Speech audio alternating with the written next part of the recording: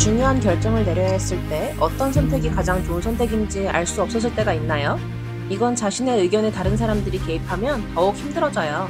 이것이 바로 예수님께서 미대륙에서 니파인과 레이메인을 가르치신 후 처음으로 하늘로 올라가신 후에 일어난 일이에요. 어떤 결정을 해야 했냐고요? 바로 교회 이름을 어떻게 해야 하는지였어요.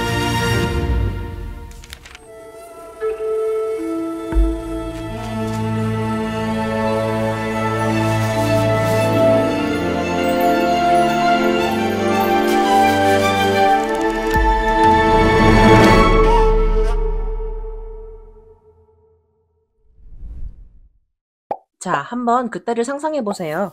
그들은 최선을 다했지만 뚜렷한 방향을 알 수가 없었어요. 그래서 그들은 어떻게 해야 할지 알기 위해 금식하고 기도했어요. 그러자 예수님께서 오셔서 그들 가운데 서서 다시 한번 그들에게 물어보셨어요. 왜 논쟁하고 있느냐? 너희는 그리스도의 이름을 받들라는 계명을 받은 것을 기억하지 못하느냐? 그래서 비록 그분의 이름이 있더라도 그분의 교회는 그분의 복음 위에 세워져야 해요. 자, 첫 번째 요구사항은 간단해요. 그분의 이름인 예수 그리스도를 따라 교회 이름을 짓는 것은 매우 쉬워요. 하지만 그분의 복음 위에 짓는 것은 쉽지 않아요. 복음이라는 단어는 말 그대로 좋은 소식을 뜻해요. 그리고 예수님께서는 좋은 소식이란 무엇인지 두 파트로 나누어 설명해 주셨어요. 첫 번째는 우리의 도움 없이 그분께서 하신 것이고, 두 번째는 그분의 도움으로 우리가 해야 할 것들이에요. 더 자세히 볼게요. 하나님께서 완전하고 무죄한 예수 그리스도를 사람들에게 심판을 받고 못 박히게 하시기 위해 보내셔서 어느 날 예수께서 우리 모두를 무덤에서 들어올려 심판을 받게 하신 것은 참으로 좋은 소식이에요.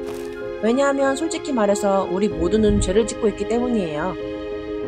그래서 그분의 이름을 받들고 복음을 따르는 것으로 우리는 정말로 그분의 강력한 은혜와 자비를 통해 순결해질 수 있어요. 그렇다면 우린 정확히 어떻게 그분의 복음을 따를 수 있을까요?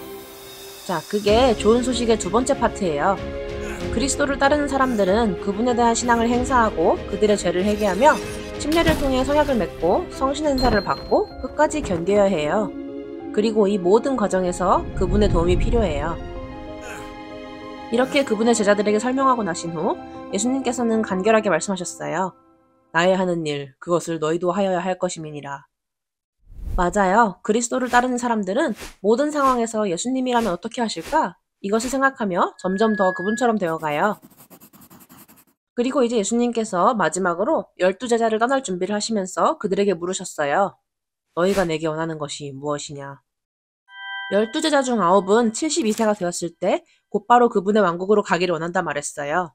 그러나 그 후 예수님께서 조용히 있는 다른 세 제자들을 보고 말씀하셨어요.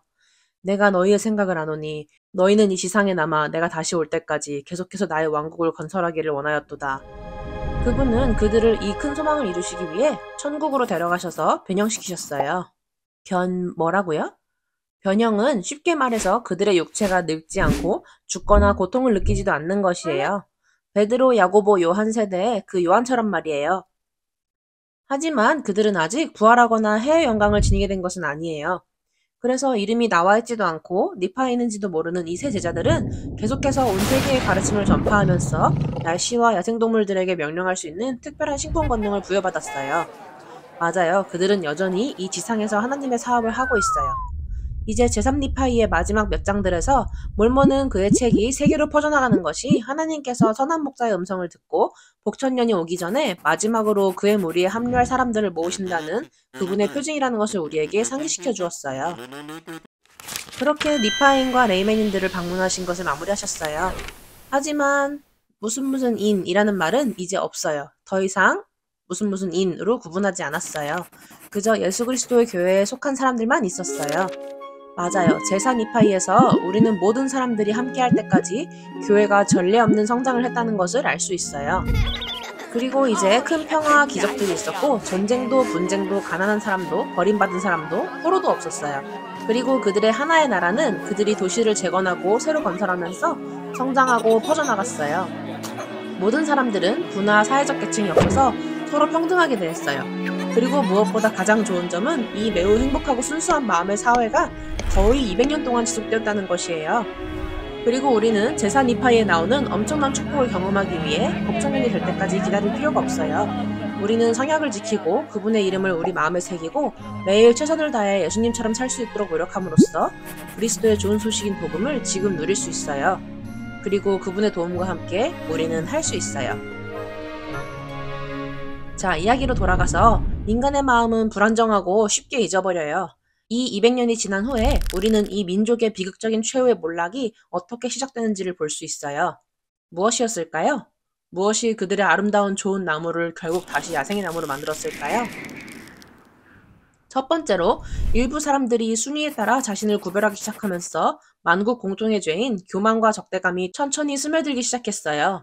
몇몇은 그들이 다른 사람들보다 낫다고 생각했어요. 맞아요. 이 작은 교만의 씨앗은 싹 트어서 부유한 계층이 다시 나타나면서 값비싼 의복, 보석, 부를 누리는 반면 다른 사람들은 가난에 빠지게 만들었어요.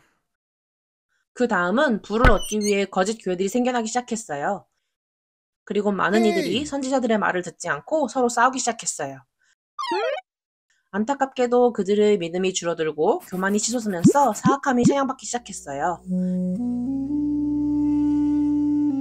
그리고 제사니파의 끝부분에 몰몬경의 마지막에서 세 번째 기록 보관자였던 엠모로는 나라가 너무 사악해서 희망이 거의 남지 않은 것을 보았어요. 하지만 엘마의 직속 후손이었던 엠모로는 죽기 직전에 모든 판들을 시므산에 숨겨두고 10살짜리 소년에게 그가 더 크면 어디서 찾을 수 있는지 알려주었어요.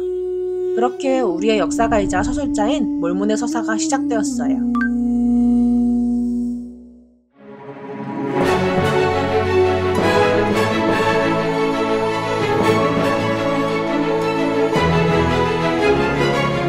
이 영상을 재밌고 유익하게 보셨길 바래요.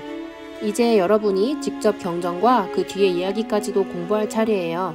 계속해서 배우고 싶다면 말씀에 말씀을 더하고 어서 나를 따르라와 함께하세요.